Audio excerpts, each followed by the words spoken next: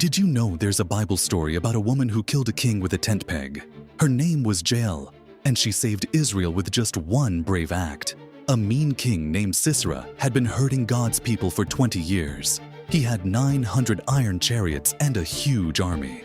The Israelites were scared and hiding, but God told a woman judge named Deborah that he would help them win.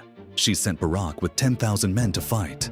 God confused Sisera's army, and they all ran away. Sisera jumped off his chariot and ran on foot. He came to Jael's tent, thinking he'd be safe. Jael welcomed him in and gave him milk to drink. When Sisera fell asleep, Jael took a tent peg and a hammer. She quietly walked over and drove the peg right through his head, killing him instantly. This brave woman ended 20 years of suffering for God's people. Sometimes God uses the most unexpected people to do amazing things.